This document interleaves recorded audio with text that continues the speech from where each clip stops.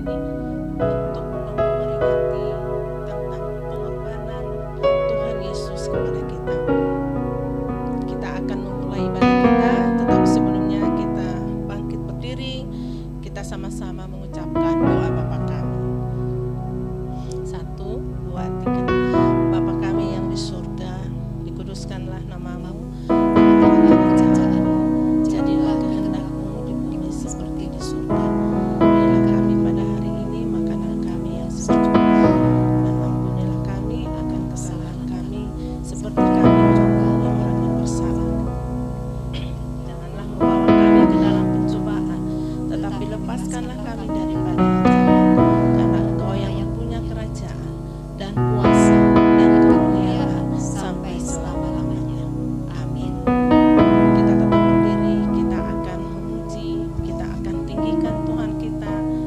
Kita akan menyanyikan lagu ini, Yesus Kau telah memulai. Karena kita menyadari semenjak kita diciptakan oleh Tuhan, semuanya hal-hal yang baik diberikan kepada kita.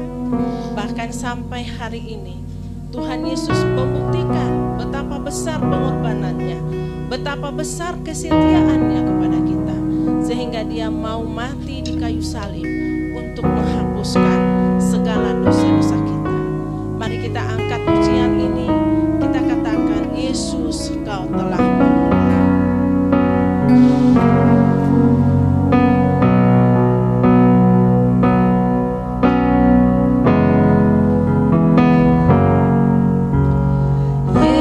Yesus, Kau telah memulai segala yang baik.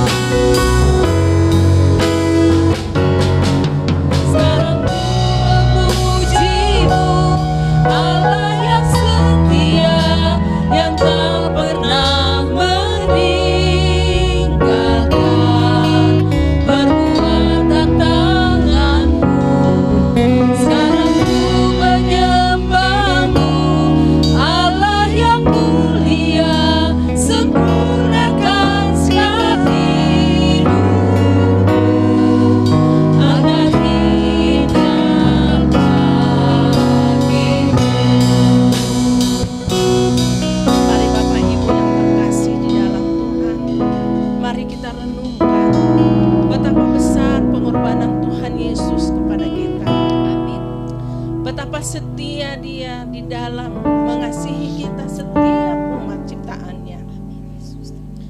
Karena begitu besar kasih Allah akan dunia ini, sehingga Ia mau rela menyerahkan diri untuk mati di kayu salib, untuk menghapuskan segala dosa-dosa kita. Sebenarnya Dia tidak layak untuk dihukum mati. Dia tidak layak untuk disalibkan, karena Dia adalah orang yang tidak berdosa, yang seharusnya kitalah yang layak disalibkan, karena kita semua adalah orang-orang berdosa. Tetapi karena kasih-Nya kepada kita semuanya, sehingga Dia rela untuk mati di kayu salib, untuk menghapuskan segala dosa-dosa kita dan melayakkan kita untuk menjadi anak-anak-Nya. Kita akan terus memuji, kita akan terus menyembah Tuhan, kita akan rayakan kematian-Nya pada hari ini. Kita akan terus mengagungkan kematian-Nya. Mari kita katakan, Dia Yesus telah mati bagiku. Dia Tuhan telah menyelamatkan jiwaku, sehingga hari ini aku layak untuk datang untuk memuji Dia, untuk menyembah Dia. Mari kita angkat pujian ini.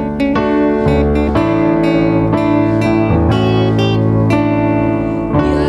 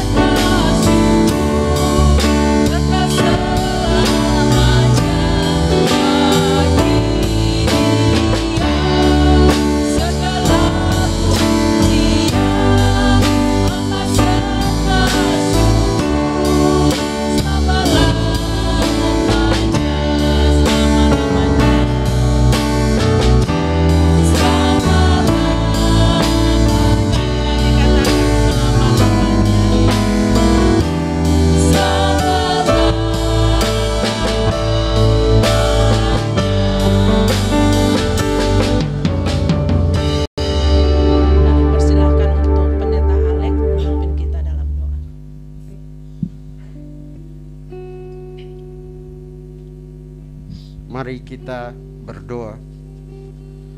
Bapa kami yang di sorga, kami bersyukur Tuhan karena anugerah-Mu yang Kau nyatakan melalui Yesus Kristus, anak-Mu yang tunggal yang datang menjadi manusia. Firman yang hidup di tengah-tengah kami menjadi daging. Bahkan hari ini kami sama-sama beribadah untuk mengingat pengorbanan-Mu yang agung di atas kayu salib. Dan kami bersyukur atas semua anugerah yang Kau nyatakan Tuhan. Hari ini kami bisa bersekutu bersama-sama.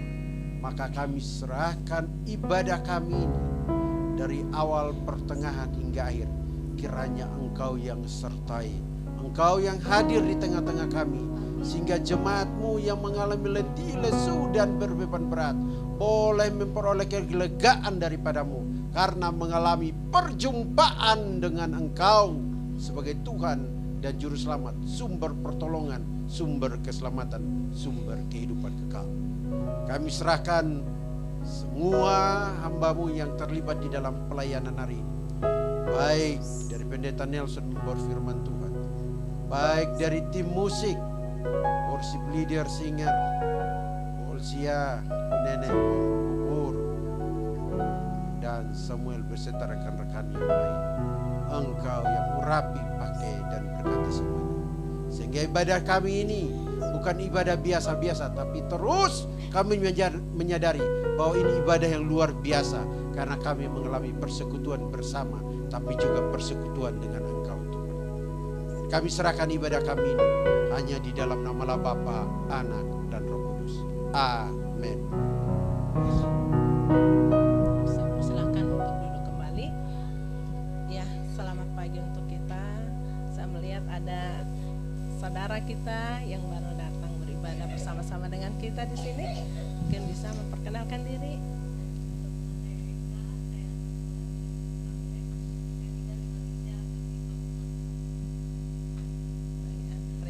Ya, selamat datang, selamat beribadah bersama-sama dengan kami. Ya, baik, kita akan tetap melanjutkan ibadah kita. Mungkin nanti ada yang mau bersaksi, yang merenungkan selama 1 minggu ini. Mungkin kita merenungkan tentang kesengsaraan Tuhan Yesus. Ya, mungkin ada yang mau kita bagikan untuk pagi hari ini di tempat ini. Kami akan persilahkan. Tetapi sebelumnya kita akan menyanyi dulu satu lagu pujian. Darah Yesus.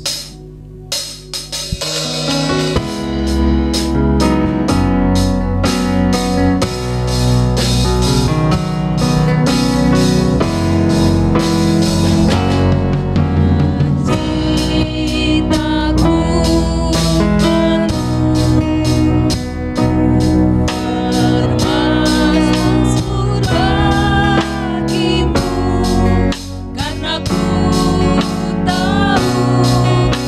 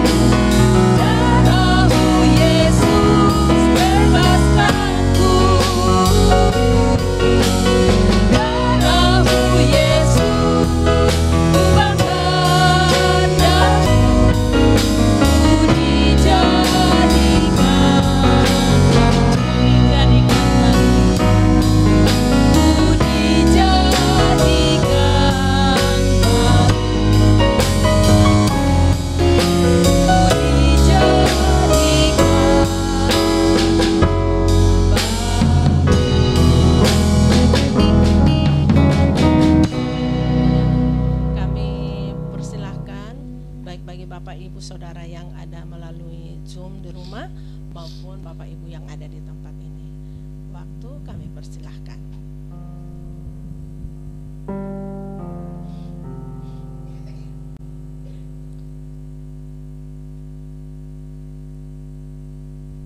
Ya, baik, kalau tidak ada yang mau bersaksi atau yang mau menyampaikan tentang pengalaman bersama dengan Tuhan Yesus di dalam merenungkan minggu kesengsaraannya, kalau tidak ada, kita akan melanjutkan, kita akan mendengarkan firman Tuhan, kita akan angkat pujian tercurah darah Tuhan.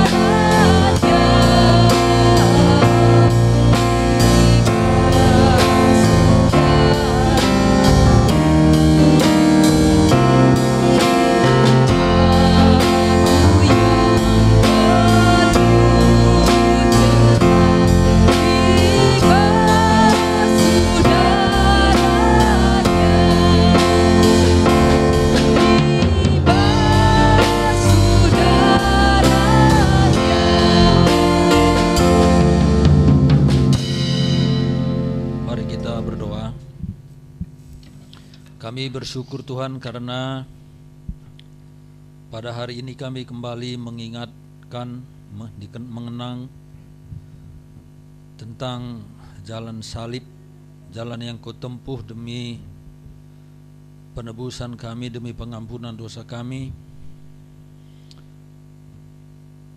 Terima kasih untuk semua karena kami sadar bahwa cara yang Kau lakukan itulah satu-satunya yang bisa menyelamatkan kami. Terpujilah nama-Mu, kiranya kami belajar untuk tunduk takluk sepenuhnya kepada-Mu saat mendengarkan firman Tuhan, supaya tetap memotivasi dan meneguhkan iman kami, agar kami tetap berpegang kepada salib atas pengampunan kami dan jaminan hidup kekal bagi kami semua. Terima kasih, urapilah kami semua, urapi hamba-Mu. Di dalam nama Tuhan kami Yesus Kristus kami berdoa. Amin. Baik Bapak Ibu, mari kita buka Alkitab. Kita akan baca dari Kisah Para Rasul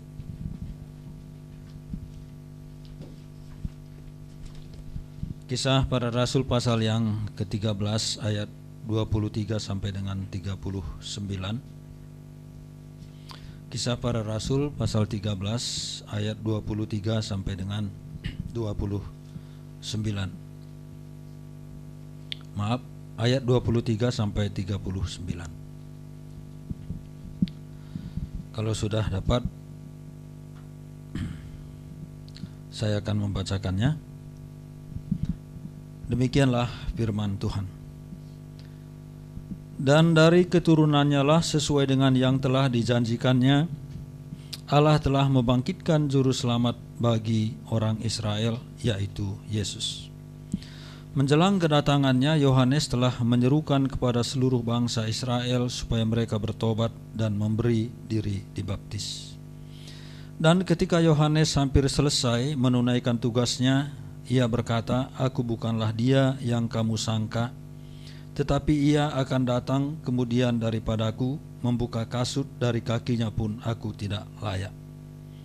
Hai saudara-saudaraku, baik yang termasuk keturunan Abraham maupun yang takut akan Allah, kabar keselamatan itu sudah disampaikan kepada kita.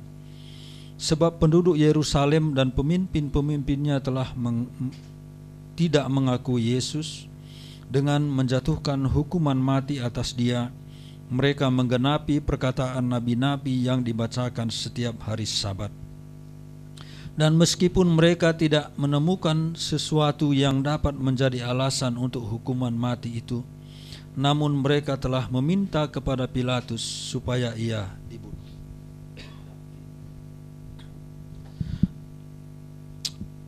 Dan setelah mereka menggenapi segala sesuatu yang ada tertulis tentang dia, mereka menurunkan dia dari kayu salib lalu membaringkannya di dalam kubur. Tetapi Allah membangkitkan dia dari antara orang mati, dan selama beberapa waktu ia menampakkan diri kepada mereka yang mengikuti dia dari Galilea ke Yerusalem. Mereka itulah yang sekarang menjadi saksinya bagi umat ini.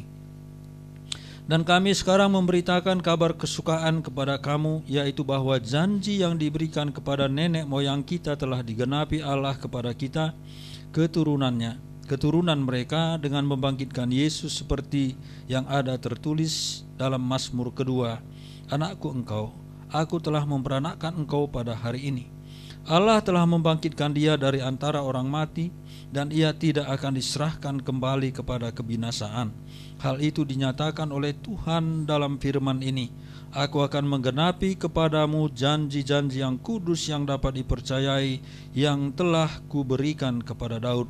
Sebab itu ia mengatakan dalam Mazmur yang lain, "Engkau tidak akan membiarkan orang kudusmu melihat kebinasaan."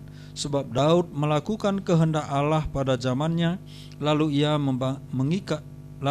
mangkat dan dibaringkan di samping nenek moyangnya, dan ia memang diserahkan kepada kebinasaan. Tetapi Yesus yang dibangkitkan Allah tidak demikian. Jadi ketahuilah, hai saudara-saudara, oleh karena dialah maka diberitakan kepada kamu pengampunan dosa, dan di dalam dialah setiap orang yang percaya memperoleh pembebasan dari segala dosa yang tidak dapat kamu peroleh dari hukum Musa. Bapak Ibu yang dikasihi oleh Tuhan Yesus Kristus, tentu sering kita mendengar janji. Ya, janji dari orang lain kepada kita, janji yang kita harap-harapkan, tetapi ujung-ujungnya kita dikecewakan. Mungkin kita menunggu, kalau hari ini belum ditepati mungkin besok atau lusa. Tetapi pada kenyataannya mungkin kita menunggu bertahun-tahun, tetapi janji itu tidak digenapi juga, dan bahkan mungkin tidak akan pernah digenapi. Saya pernah mendapat satu janji dulu, dan orang yang berjanji itu sudah meninggal dan belum digenapi sampai sekarang. Ya tentu tidak akan pernah digenapi, karena dia tidak akan mungkin bangkit lagi dari kubur untuk itu. Itu janji manusia. Jadi kita sering kecewa, kita sering berharap, tetapi harapan kita itu hanya seperti menggenggam angin, ya kata pengkhotbah. Nah, tetapi Bapak Ibu yang dikasihi oleh Tuhan, Tuhan juga berjanji Dan bahkan Tuhan terikat dengan janjinya. Apa yang dia lakukan itu adalah sesuai dengan apa yang dia janjikan. Dan janjinya itu selalu digenapi, bahkan kalaupun janji itu sudah ribuan tahun, maka suatu hari akan digenapi. Nah, apa yang kita baca tadi adalah penggenapan janji Tuhan, dan itu berhubungan dengan pengampunan dosa, berhubungan dengan keselamatan di dalam Tuhan Yesus Kristus. Di ayat yang ke-23 tadi dikatakan bahwa Tuhan menggenapi janji tentang juru selamat. Dan dari keturunannya lah semua dengan yang telah dijanjikannya, sesuai dengan yang telah dijanjikannya, Allah telah membangkitkan juru selamat bagi orang Israel, yaitu Yesus. Tetapi juga di ayat yang ke-26 di sana dikatakan bukan hanya bagi orang Israel, tetapi karena janji itu diucapkan kepada bangsa Israel, maka penggenapan itu tentu juga kepada bangsa Israel. Tapi karena janji itu merupakan janji universal bagi keselamatan umat manusia, maka janji itu berlaku bagi siapapun, bagi orang yang ada di muka bumi ini. Jadi Allah telah membangkitkan juru selamat bagi umat manusia. Juru selamat itu adalah Tuhan Yesus Kristus. Kalau kita berbicara tentang juru selamat, yang selalu kita ingat itu pasti Natal. Selalu aja kalau disebut kehadiran juru selamat, pasti bayangan kita itu adalah Natal. Padahal Bapak Ibu yang dikasihi oleh Tuhan Yesus Kristus, ketika melangsungkan Natal itu tentu arahnya bukan hanya pada Natal, karena Natal itu berkaitan dengan Jumat Agung dan Paskah, dan tidak bisa dipisahkan juga tentang kenaikannya ke surga, tidak juga bisa dipisahkan dengan hari raya Pentakosta. Jadi kelahiran Pentakosta itu sebetulnya semua menjadi satu rangkaian, tidak bisa diputuskan satu saja. Jadi semua itu menjadi satu kesatuan yang mengikat satu dengan yang lain. Natal adalah kelahiran untuk tujuan mati di kayu salib. Itulah yang kita peringati hari ini, Jumat Agung. Mati tanpa bangkit, Paskah yang kita akan peringati Minggu, tidak akan bisa menyelamatkan. Karena Kristus yang mati tanpa bangkit, bagaimana dia bisa menyelamatkan? Karena banyak tokoh agama lain yang kemudian mati setelah itu dikuburkan, baru menunggu penghakiman. Tetapi Tuhan Yesus Kristus, dia mati, bangkit untuk menyelamatkan manusia. Dan bahkan kebangkitan itulah yang kemudian menjadi jaminan kebangkitan kita. Kalau kita membaca di 1 Korintus pasal yang ke-15, bangkit, namun kalau tidak ke surga, maka dia juga tidak bisa menjamin pengikutnya ke surga. Coba Bapak Ibu, ada Lazarus, mati dia bangkit, tetapi mati lagi. Dan kalau dia mati lagi, tidak bisa menjadi juru selamat. Dan kalau dia tidak ke surga seperti Tuhan Yesus, umpamanya mati lalu bangkit, dihukum masuk neraka, dia tidak bisa juga menyelamatkan. Tidak bisa menjamin orang masuk ke surga, tetapi Tuhan Yesus itu bangkit, kemudian dia naik ke surga. Maka saya bilang tadi itu semua menjadi satu rangkaian. Dan dia naik ke surga, dia berjanji bahwa aku akan memberikan Roh Kudus. Roh Kudus itulah kemudian yang menyertai setiap orang percaya. Dan bahkan di Kisah pasal 1 ayat 8 dikatakan Roh Kudus itulah yang akan memimpin orang percaya di dalam memberitakan Injil. Jadi Pentakosta itu juga penting, dan semua itu menjadi satu rangkaian. Bayangkan kalau Tuhan Yesus naik ke surga, lalu tidak ada lagi Allah dalam tanda kutip di muka bumi ini, siapa yang menyertai kita? Siapa yang akan menolong kita untuk menjadi saksi Kristus? Ya, sehingga Natal sampai Pentakosta itu sesuatu yang tidak bisa dipisahkan, tidak bisa berdiri sendiri, melainkan semua itu menjadi sebuah rencana Allah, menjadi penggenapan janji-janji Allah kepada umat manusia.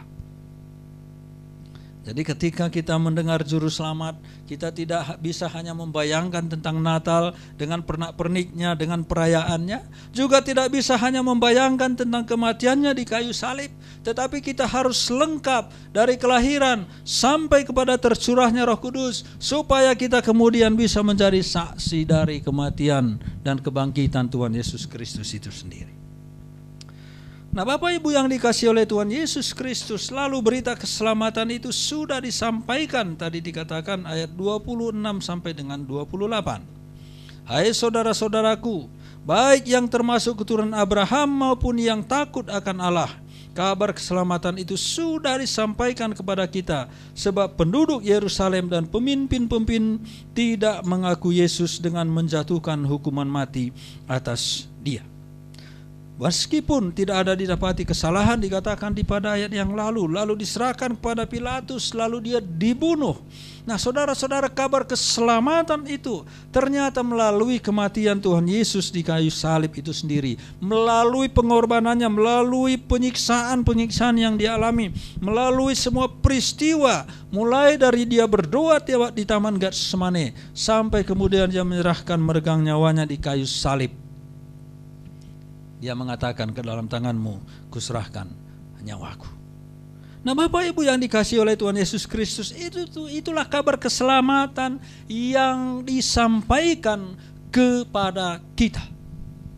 Itulah berita yang selalu didengungkan oleh Alkitab, bahwa keselamatan itu hanya bisa kita peroleh melalui pengorbanan Tuhan Yesus di kayu salib. Tidak ada satu cara alternatif. Tidak ada satu cara yang jitu apapun yang bisa dilakukan kecuali melalui cara yang sudah ditentukan oleh Allah melalui kematian Tuhan Yesus Kristus di kayu salib.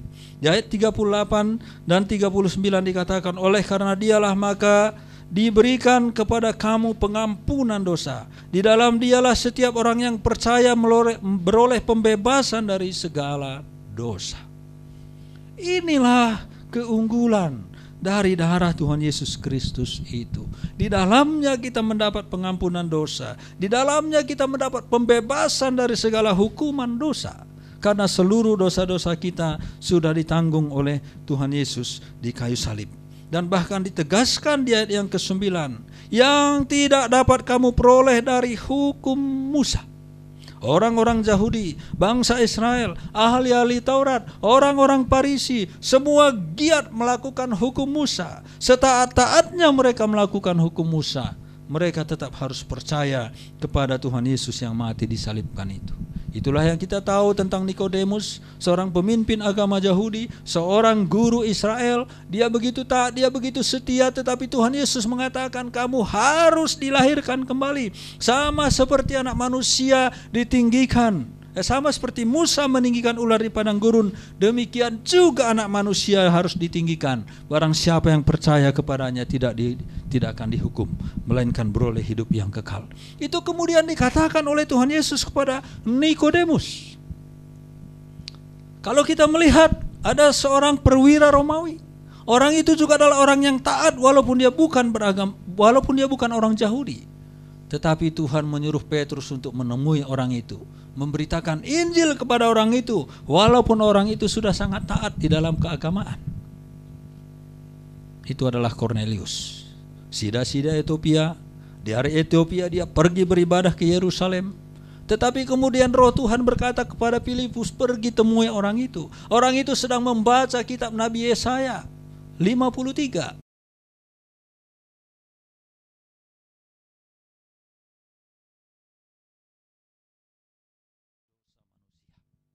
Dan kalau kita melihat di kisah para rasul, kenapa Paulus selalu pergi ke rumah-rumah ibadah orang-orang Yahudi?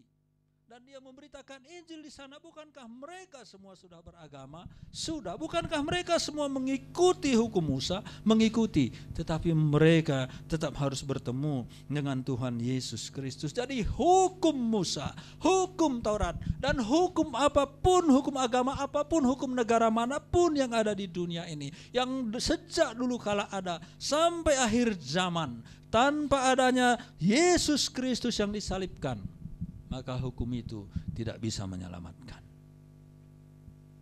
Jadi Bapak Ibu, salib itu adalah pusat dari keselamatan kita. Berita itu sudah disampaikan, berita itu sudah kita terima. Kita hanya mengenang, mengingat kembali, menegaskan kepada kita betapa kematian Tuhan Yesus itu sangat penting bagi kita demi keselamatan kekal kita. Dan tidak ada yang lebih penting apapun yang dilakukan oleh Tuhan selain keselamatan itu sendiri. Itulah yang dikatakan di 1 Korintus pasal yang ke-15. Sebab yang sangat penting telah kusampaikan kepadamu, bahwa Kristus telah mati, bangkit, dikuburkan, bangkit pada hari yang ketiga, sesuai dengan kitab suci. Itu berita yang paling penting. Tetapi saya melihat di YouTube, apakah yang paling penting? Oh, nubuatan. Ada seorang hamba Tuhan, hanya nubuatan, mimpi, penglihatan, nubuatan, itu saja. Saya ikut di sebuah grup. Hari ini, apa pesan prophetik yang Anda dapatkan di gereja? Lah itu saja. Lalu, saya lihat lagi, apa yang penting? Hamba-hamba Tuhan, pendeta-pendeta hanya menjadi motivator saja. Saya kadang berpikir yang penting itu apa sekarang bagi kita? Ada lagi yang penting, kesehatan, kemakmuran saja. Inikah berita-berita yang sering kita dengar dan selalu kita dengar, dan itu mungkin sangat menyenangkan telinga dan menyejukkan hati kita. Tetapi semua itu tidak akan bisa menyelamatkan kita. Berita salib itulah. Berita salib itulah. Maka gereja itu kembali harus kepada salib. Gereja itu bukan melulu pada moral, melulu pada etika, melulu pada motivasi, tidak. Walaupun itu semua tidak salah. Tetapi ketika gereja sudah berpaling dari salib, mengarahkan semua energinya, upayanya hanya untuk kehidupan di dunia ini, maka kita adalah manusia yang paling malang. Itu yang dikatakan di 1 Korintus lagi, pasal 15 ayat 19. Kalau hanya di dunia ini saja kita mengharapkan Kristus, maka kamu adalah manusia yang paling malang, dikatakan di sana. Nah, saudara-saudara yang dikasihi oleh Tuhan Yesus Kristus, apa yang menjadi pusat berita kita? Apa yang menjadi pusat perhatian kita sebagai anak-anak Allah yang sudah ditebus?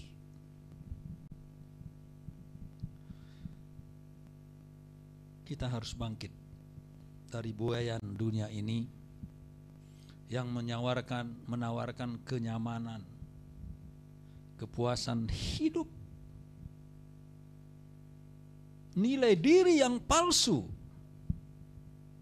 dengan berbagai macam godaan yang kita dapat.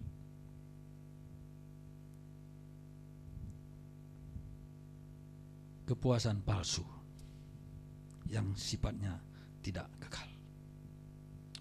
Nah, saudara yang dikasihi oleh Tuhan Yesus Kristus, di ayat yang ke-29 dikatakan, dan setelah mereka menggenapi segala sesuatu yang tertulis tentang Dia, mereka menurunkan Dia dari kayu salib lalu membaringkannya di dalam kubur. Tetapi Allah membangkitkan Dia dari antara orang mati. Disinilah letak perbedaan dengan semua orang. Memang ada Lazarus, tadi saya sudah singgung, ada anak di Nain yang dibangkitkan oleh Tuhan Yesus. Tetapi kemudian orang-orang itu mati kembali. Tapi mereka dibangkitkan bukan untuk keselamatan, tetapi dibangkitkan hanya melihat bagaimana Tuhan itu bisa melakukan apapun. Ayat yang ke-30, dan sekarang kami memberitakan kabar kesukaan kepada kamu, yaitu janji yang telah diberikan kepada nenek moyang kita telah digenapi Allah kepada kita keturunan mereka, dan dengan membangkitkan Yesus seperti yang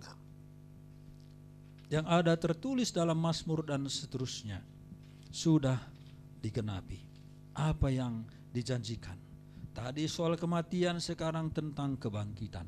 Ini yang akan kita peringati di hari Minggu ini nanti, bahwa Kristus itu telah bangkit.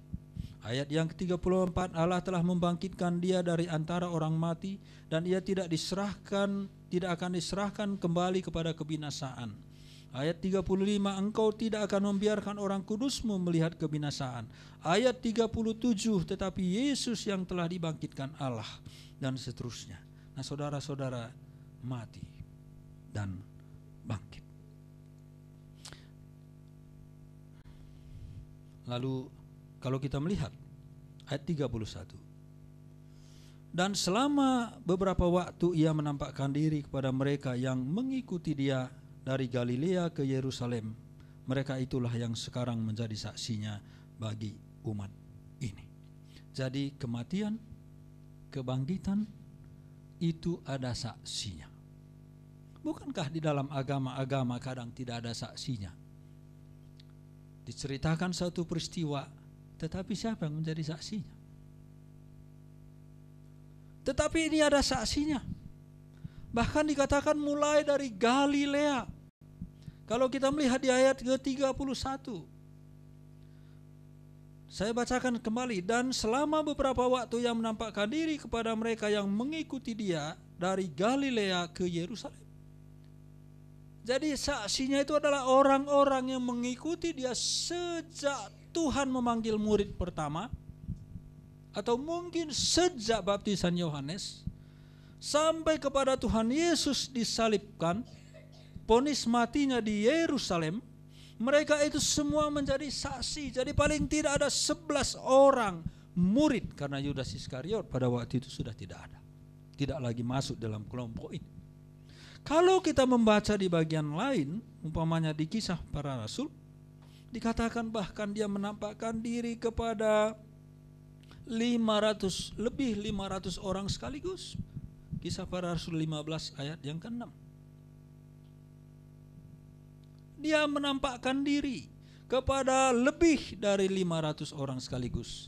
Jadi kematian dan kebangkitannya itu adalah sesuatu yang nyata, ada saksinya, bisa ditanya. Kalau pada zaman sekarang ada wartawan, orang itu bisa tanya, dia bisa wawancara, dan bahkan lebih dari 500 orang, semua itu bisa diwawancarai.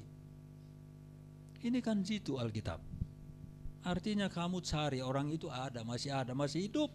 Sampai sekarang itu masih kebanyakan masih hidup. Kamu boleh tanya masing-masing, dan lebih 500 orang. Ini adalah saksi. Jadi Bapak Ibu yang dikasihi Tuhan, kematian dan kebangkitan Tuhan itu bukan berita hoax, bukan karangan umat manusia. Dan bahkan, ya saya lihat di YouTube, ya, bahkan bukan hanya orang Kristen yang mengatakan itu. Sejarawan sekuler pun banyak yang mengatakan itu, bahwa kematian dan kebangkitan itu nyata. Dia bukan orang Kristen. Bahkan ada yang anti-Kristen pun mengatakan itu. Jadi bukan hanya sumbernya dari Alkitab, bukan hanya sumbernya dari murid, tetapi juga dari orang yang sama sekali bukan Kristen. Karena dalam agama kita, kekristenan selalu diserang. Selalu diserang. Bahwa yang disalibkan itu yang diserupakan. Karena sebelum dia mati sudah digantikan oleh seseorang yang diserupakan. Dan dia langsung diangkat ke surga dan seterusnya. Saudara yang dikasihi Tuhan Yesus Kristus, tidak begitu di dalam Alkitab. Lagi pula kita tidak mungkin lebih mempercayai yang ratusan tahun kemudian daripada yang saksi mata pada saat peristiwa itu terjadi. Tidak mungkin. Kalau Bapak Ibu bercerita tentang kota Bandung tahun 75, ya tanyalah orang yang tahun 75, bukan tahun 2023. Ya pasti beda ceritanya. Mana yang kita lebih percaya tentang keadaan Bandung tahun 75? Ya orang yang hidup pada zaman itu, bukan orang yang hidup pada zaman sekarang. Walaupun dia seorang sejarawan. Karena dia tidak mengalami, dia hanya meneliti atau hanya mendapatkan kabar. Tetapi orang yang ada pada waktu itu, maka dialah saksi sejarah yang sebenarnya, dan dialah yang patut kita percayai, bukan orang yang lahir ratusan tahun kemudian. Kita percayai. Itu kepercayaan yang salah. Nah, jadi Bapak Ibu yang dikasihi oleh Tuhan Yesus Kristus, kesimpulannya adalah bahwa janji Allah tentang keselamatan itu telah digenapi dengan jalan kematian dan kebangkitan Tuhan Yesus untuk pengampunan dosa kita. Banyak saksi tentang hal itu. Tadi saya sudah jelaskan, ada murid 11 dan bahkan kemudian ada 500 orang lebih yang menyaksikan itu, paling tidak kebangkitannya itu, kenaikannya ke surga itu. Ada yang menyaksikan. Nah saudara, menjadi perenungan kita. Kalau kita melihat diri kita, saya sering evaluasi diri saya sendiri. Kok saya kecewa dengan diri saya? Kecewa kenapa? Ya karena saya melihat bahwa harusnya saya tidak seperti ini. Ini tidak mencerminkan sebagai seorang anak Tuhan, apalagi sebagai seorang hamba Tuhan. Saya merasa diri saya itu kok begitu banyak kekurangan, begitu banyak kelebihan, kelebihan dalam kesalahan. Ya, saya merasa kok saya belum bisa lulus dalam masalah ini.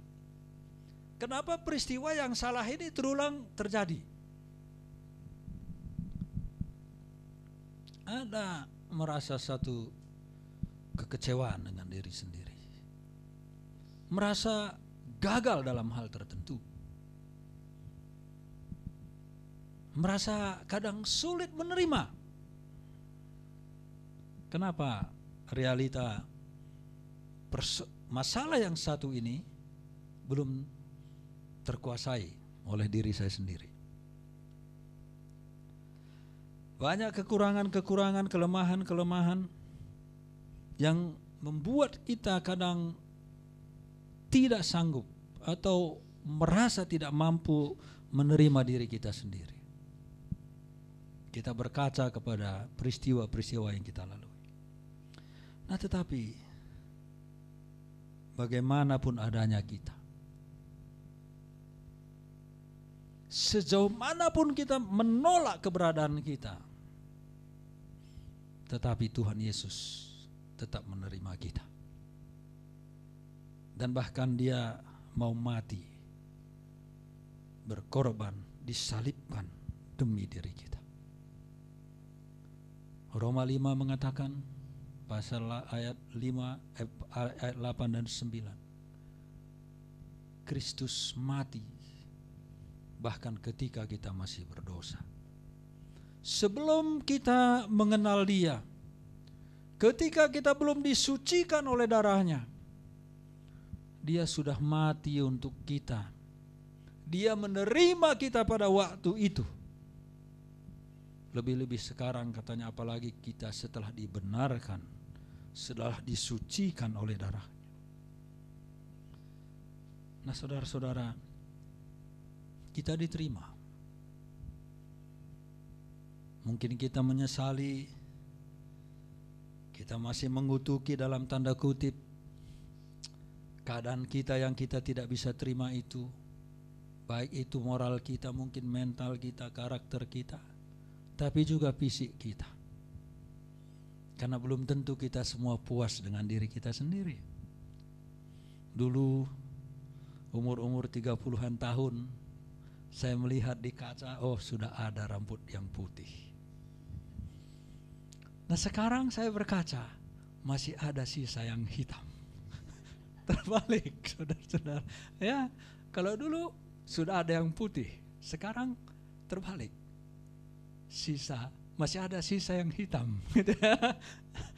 Nah, banyak orang tidak bisa menerima itu. Ingin kembali seperti dulu lagi. Maksud saya adalah bahwa kadang kita tidak bisa menerima diri kita secara fisik, secara rohani, secara karakter, tetapi Kristus tetap menerima kita bagaimanapun adanya kita. Ada lagu, sebagaimana adaku, ku datang padamu Yesus. Dan Yesus punya menyambut kita sebagaimana adanya kita. Jadi Tuhan itu menerima kita bukan karena kita sudah memuaskan Dia, bukan karena kita sudah menyenangkan Dia, bukan karena kita sudah mengikuti seluruh apa yang Dia mau, bukan karena kita sudah sampai pada standar yang Dia inginkan. Dia menerima kita dengan segala keberadaan kita, segala kelemahan, kekurangan kita, baik secara fisik, baik secara psikologi, baik secara rohani. Dia tetap menyambut kita. Dia sudah mati dikorbankan untuk diri kita. Dia sudah mati disalibkan demi menghapus dosa-dosa kita. Dia menerima kita dengan sempurna secara utuh bagaimanapun adanya kita. Dia tidak pernah menolak kita, Dia tidak pernah membuang kita. Dia tetap menerima kita di dalam segala keterpurukan kita. Ini adalah berita salib. Berita itu yang harus kita tanamkan di dalam diri kita, supaya kita tidak melihat keberadaan kita, tetapi melihat belas kasihannya, melihat salibnya, di mana di sana Dia sudah menyelesaikan segala sesuatunya untuk diri kita, supaya kita ini bisa beroleh keselamatan, supaya kita juga bisa menerima segala kekurangan kita sambil memandang belas kasihan Tuhan di kayu salib itu. Kita tidak lagi fokus kepada apa yang ada pada diri kita, tetapi apa yang sudah Dia lakukan untuk diri kita. Karena Tuhan ingin kita merdeka, ingin kita bebas. Tuhan ingin kita tidak menghakimi diri sendiri, tetapi biarlah penghakiman itu sudah Dia selesaikan di kayu salib untuk diri kita. Kita bisa mengevaluasi diri kita dengan segala kekurangannya. Tetapi di satu sisi kita juga bisa melihat bahwa segala kekurangan itu sudah ditanggung oleh Tuhan Yesus di kayu salib.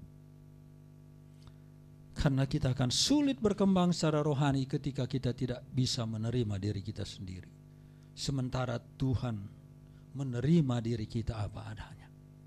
Kita bukan Tuhan yang menghakimi diri kita, tetapi Tuhan, biarlah Tuhan sendiri yang mengerjakan segala pengampunan dan penghakiman itu sudah selesai di atas kayu salib. Nah saudara, mungkin kita sudah sangat yakin, dan betul kita harus yakin, bahwa persoalan dosa kita itu sudah diselesaikan oleh Tuhan Yesus di kayu salib. Tetapi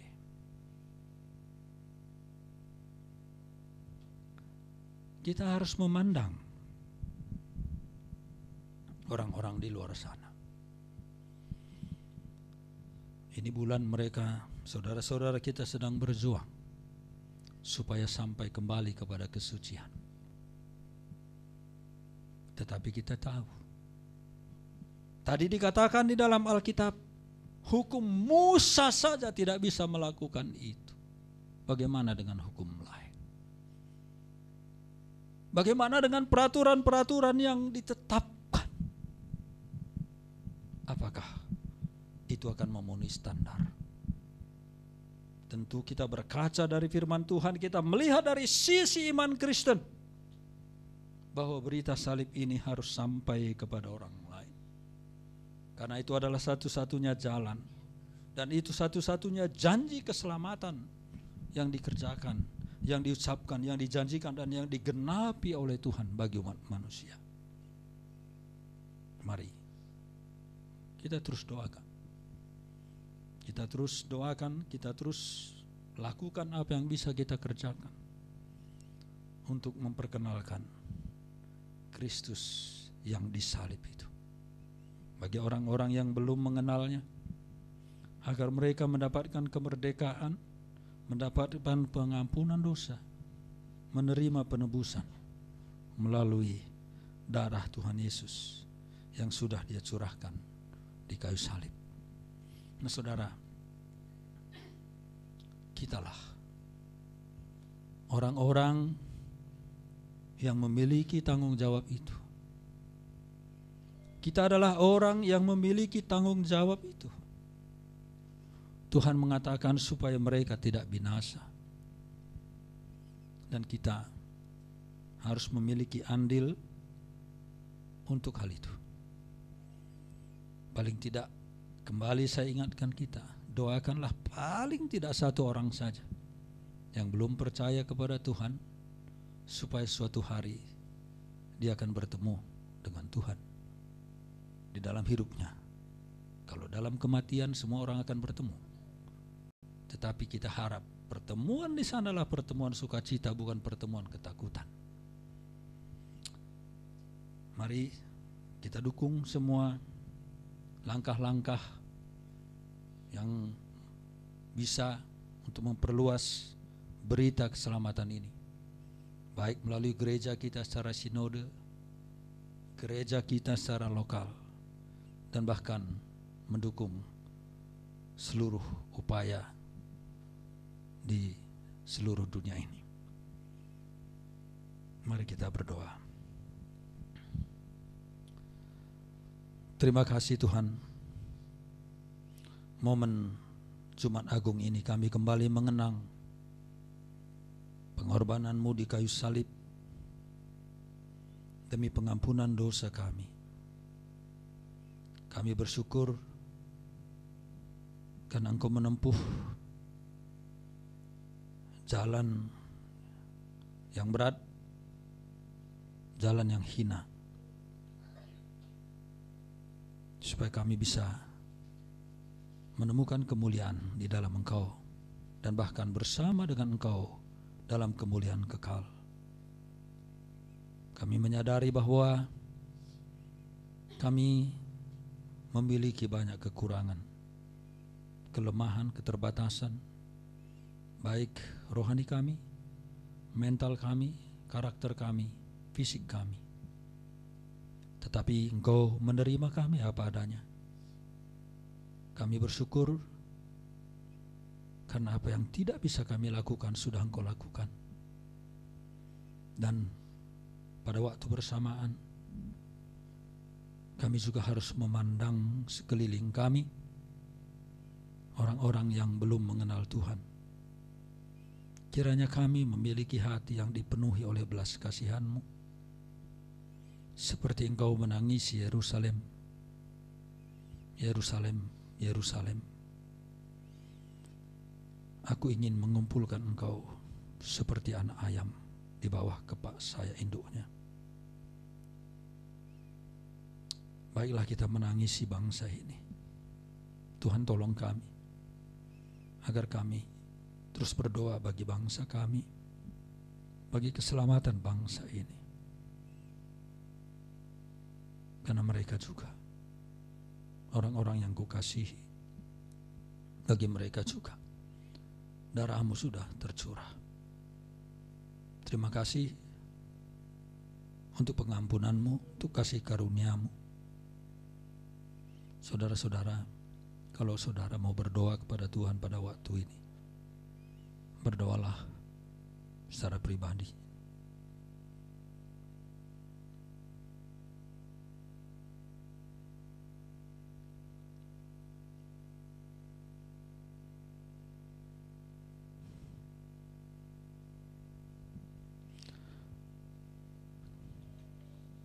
Terima kasih Tuhan. Dalam nama Tuhan Yesus kami berdoa. Amin.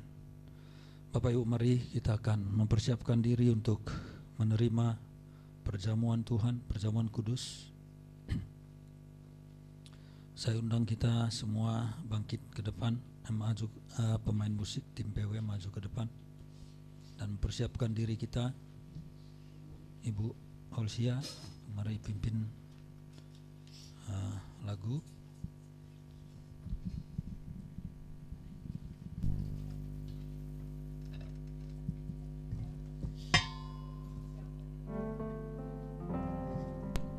Yang terlalu besar kasih-Mu Tuhan.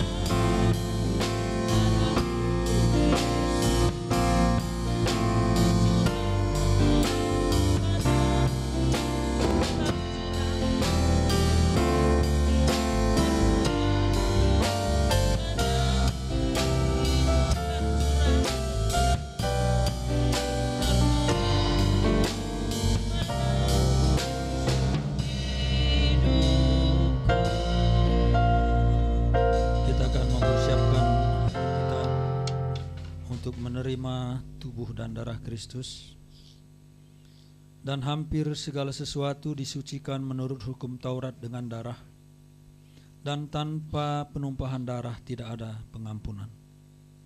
Jadi segala sesuatu yang melambangkan apa yang ada di surga haruslah ditahirkan secara demikian. Tetapi benda-benda surgawi sendiri oleh persembahan-persembahan yang lebih baik daripada itu.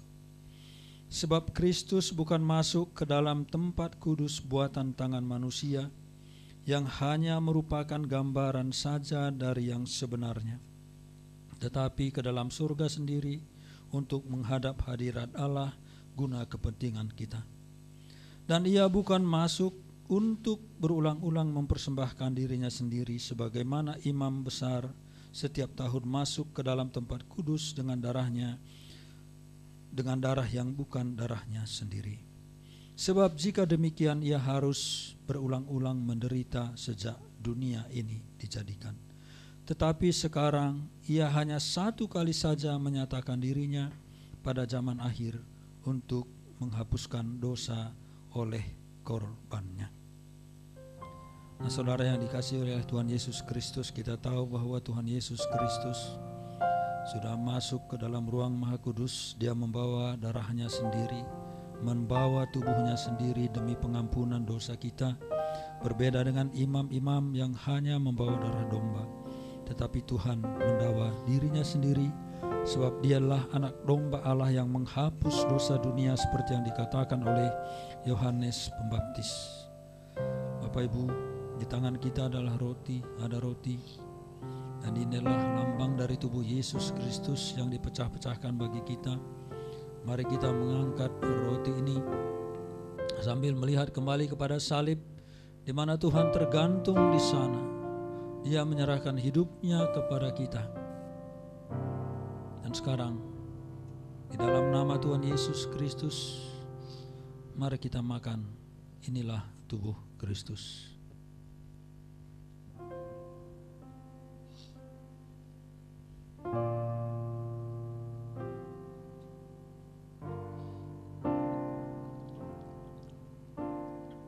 Mari kita mengangkat cawan ini. Kita melihat bahkan sejak di Getsemani Tuhan Yesus sudah mengeluarkan keringat darah, dan kemudian dia disesah dengan cambukan-cambukan yang mengerikan. Darahnya sudah tercurah ke sana kemari, tubuhnya tercabik-cabik, dan dia memikul salibnya sampai ke Golgota. Di sana dia dimahkotai duri dan disalibkan. Dari luka-luka yang sudah dia derita itu, darahnya tercurah, bahkan mulai dari atas kepalanya sendiri sampai kepada telapak kakinya. Darah itu ada, luka di kepala sampai luka di kaki. Dan semua itu menumpahkan darah. Dan tanpa penumpahan darah tidak ada pengampun dosa. Demikianlah sejak zaman purbakala. Mari kita melihat kepada salib itu, dan mari kita meminum anggur ini di dalam nama Tuhan Yesus Kristus. Oleh darahnya kita disucikan.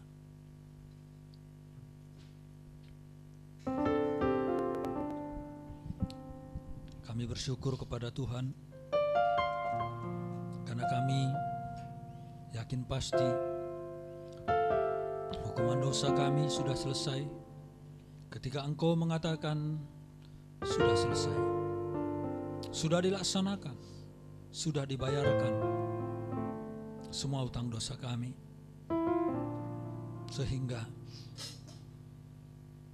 kami beroleh keselamatan di dalam Tuhan. Sama seperti Engkau yang mengatakan kepada salah seorang yang disalibkan bersama-sama dengan Engkau, pada hari ini juga Engkau sudah bersama-sama dengan aku di Firdaus. Kami percaya Tuhan bahwa kami juga sudah memiliki tempat di surga bersama-sama dengan Engkau. Kami bersyukur atas penebusan-Mu. Terima kasih untuk segenap pengorbanan. Amin. Silakan, Bu.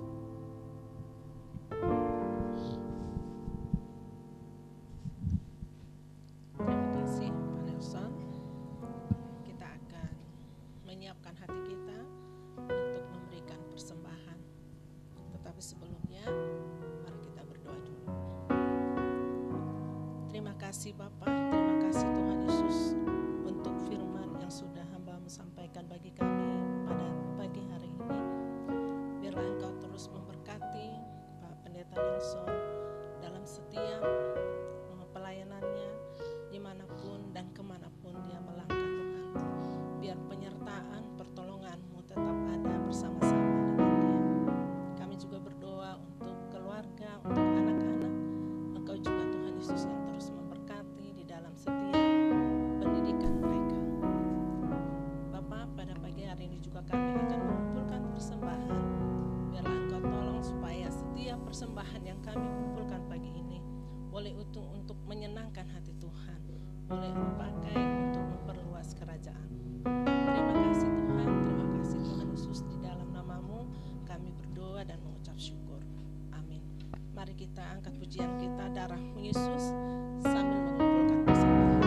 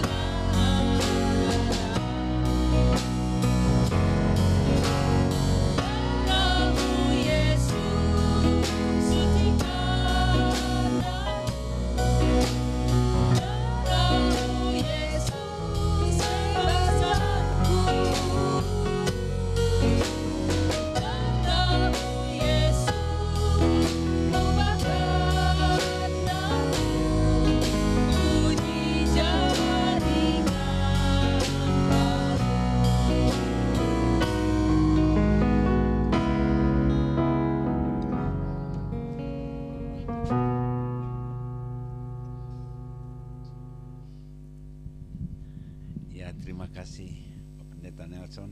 Ya, saya teringat di dalam Lukas pasal 23 ayat 34 mengatakan bagaimana Tuhan Yesus di sana di dalam penderitaannya dia mengatakan, ya Bapa, ampunilah mereka sebab mereka tidak tahu apa yang mereka perbuat. Di tengah-tengah penderitaan dia masih melepaskan pengampunan kepada orang-orang yang menyakiti dia, orang-orang yang mencaci dia.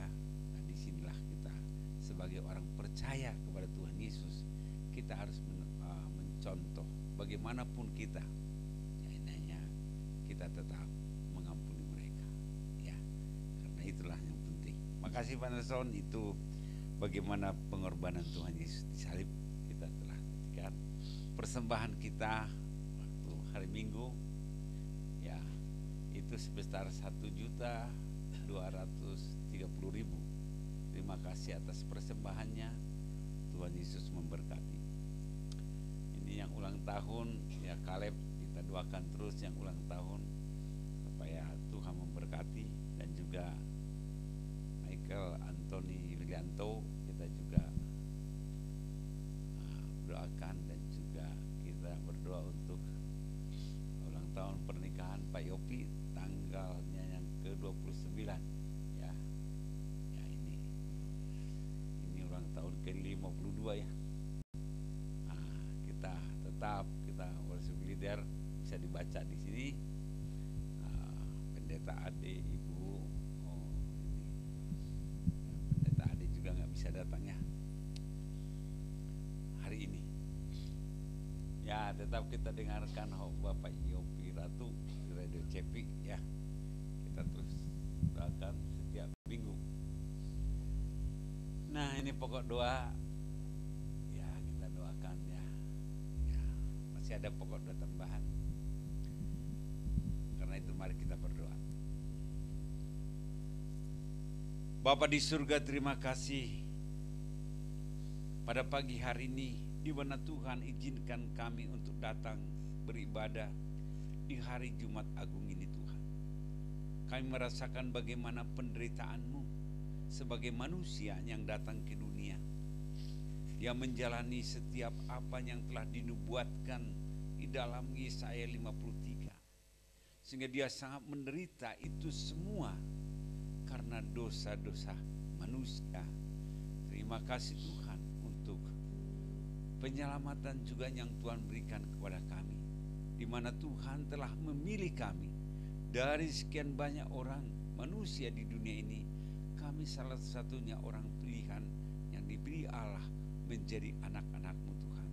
Terima kasih atas penghargaan Tuhan kepada kami. Terima kasih karena itu kami boleh tetap bersyukur kepada Tuhan. Boleh kami memuji dan memuliakan Tuhan. Karena kami tahu, oh Tuhan Yesus ada dalam hati kami. Oh Tuhan Yesus senantiasa tidak pernah meninggalkan dan membiarkan kami. Tuhan Yesus senantiasa hadir di dalam kehidupan kami, sehingga hubungan kami dengan Tuhan senantiasa berjalan dengan baik Tuhan. Terima kasih Tuhan. Biarlah Tuhan juga memberkati hamba-Mu yang telah menyampaikan firman Tuhan. Biarlah Tuhan juga yang senantiasa hadir dalam kehidupannya, supaya senantiasa dia menjadi saksi-Mu Tuhan. Untuk pemberitaan Injil dimanapun berada Tuhan, terutama yang ada di Kuningan Tuhan, sertai dia Tuhan. Bila ada rencana untuk pergi ke sana kembali, biarlah Tuhan yang menolong Tuhan, supaya setiap firman yang telah ditaburkan boleh berbuah dan bertumbuh di tengah-tengah orang percaya maupun di tengah-tengah orang yang tidak percaya Tuhan. Biarlah setiap firman yang ditaburkan boleh terngiang-ngiang di hati mereka, sehingga mereka boleh mengambil keputusan untuk percaya kepada Tuhan. Berkatilah hamba-Mu dan juga keluarga. Tuhan tolong juga kami bersyukur Tuhan, karena kasih dan anugerah Tuhan. Keluarga boleh saling mendukung satu dengan yang lain Tuhan. Bahkan juga boleh juga ambil bagian di dalam pelayanan. Kami syukuri itu semua Tuhan karena anugerah dan kasih Tuhan. Sehingga kami boleh bersama-sama memuji Tuhan, memuliakan Tuhan, berkati setiap talenta yang Tuhan berikan kepada mereka. Terima kasih Tuhan. Kami serahkan ini di dalam nama Tuhan Yesus. Dan juga khususnya kami berdoa untuk bangsa dan negara kami Tuhan.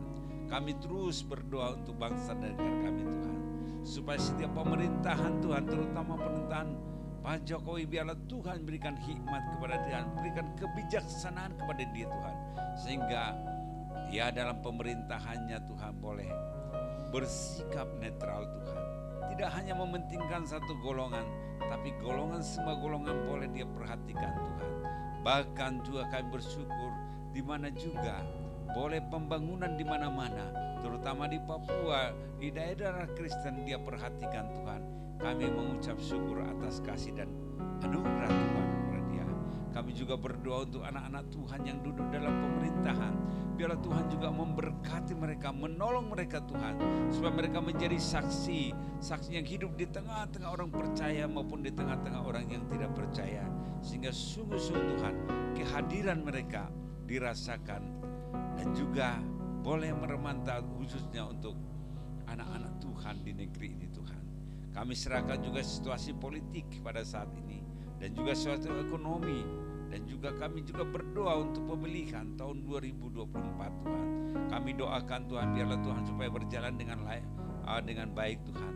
Bahkan Tuhan memilih presiden yang sungguh-sungguh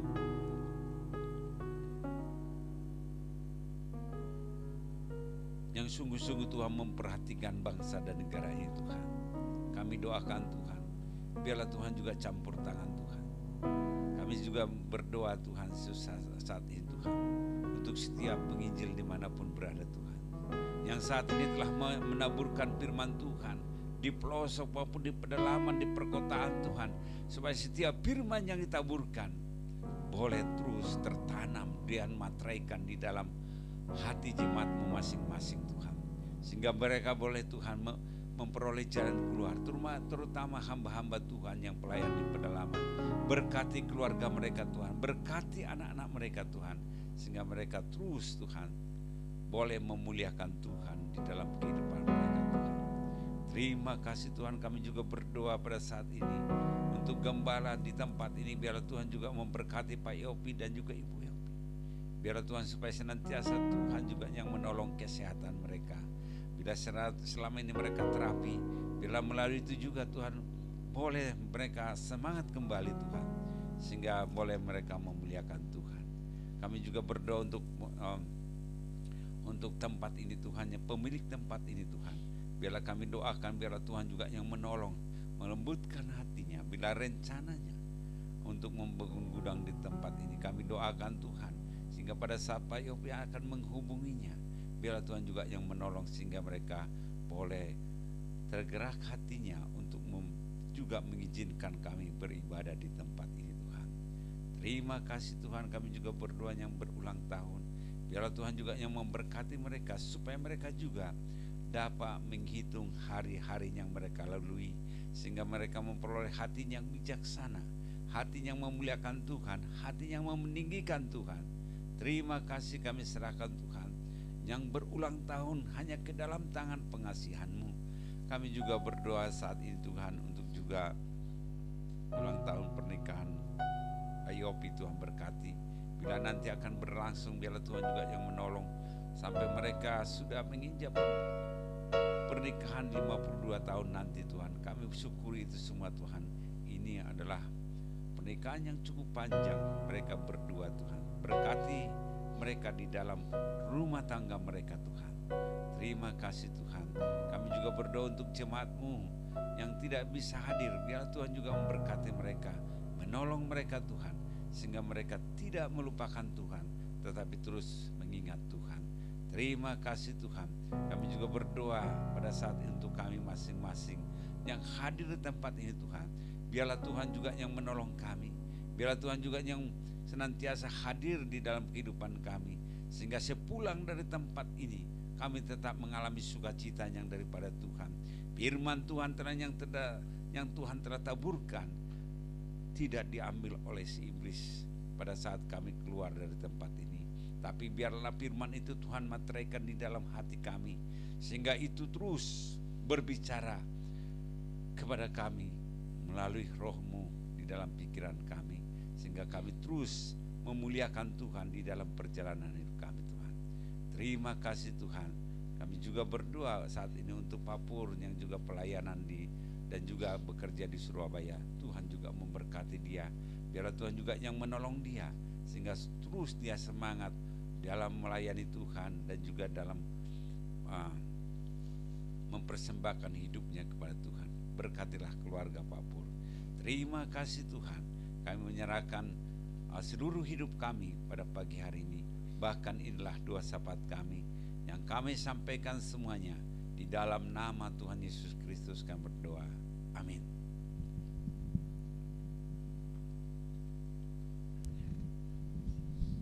Jemaat, saya undang kita bangkit berdiri. Kita bersama-sama mengakukan pengakuan iman rasuli. Mari kita katakan, aku percaya kepada Allah Bapa yang Maha Kuasa, Khalik langit dan bumi, dan pada Yesus Kristus anak yang tunggal Tuhan kita, yang dikandung dari Roh Kudus, lahir dari anak darah Maria, yang menderita sengsara di bawah pemerintahan Pontius Pilatus, disalibkan, mati dan dikuburkan, turun ke dalam kerajaan maut. Pada hari yang ketiga bangkit pula dari antara orang mati, naik ke surga, duduk di sebelah kanan Allah Bapa yang Maha Kuasa, dan akan datang dari sana untuk menghakimi orang yang hidup dan yang mati. Aku percaya kepada Roh Kudus, gereja yang kudus dan am, persekutuan orang kudus, pengampunan dosa, kebangkitan daging dan hidup yang kekal. Amin. Mari Bapak Ibu dan saudara sekalian, arahkanlah hati dan imanmu kepada Tuhan dan terimalah berkat dari Dia. Kasih karunia dari Tuhan Yesus Kristus, pemeliharaan dari Allah Bapa, dan penghiburan kekuatan serta bimbingan dan pimpinan dari Roh Kudus akan menyertai, memelihara, dan memberkati saudara-saudara mulai saat ini sampai Tuhan datang kembali. Maranatha. Amin.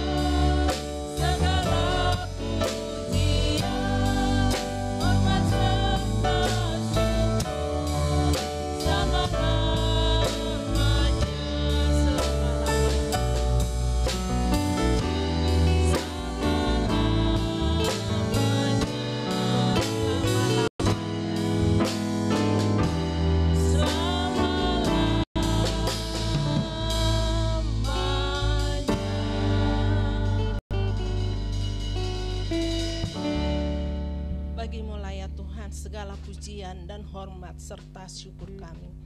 Terima kasih Bapa untuk ibadah pagi hari ini. Biarlah itu semuanya boleh menjadi kemuliaan dan hormat bagi nama-Mu saja. Dan sebentar juga Tuhan kami akan undur dari tempat ini. Biar Engkau sertai kami di dalam menjalani setiap kehidupan kami hari demi hari. Dan kami percaya bahwa minggu yang akan datang Engkau juga akan mempertemukan kami di tempat ini dengan sukacita dan damai yang daripada Tuhan. Di dalam nama Tuhan Yesus kami berdoa dan mengucap syukur. Amin. Selamat memperingati hari Jumat Agung. Tuhan Yesus memberkati kita semua.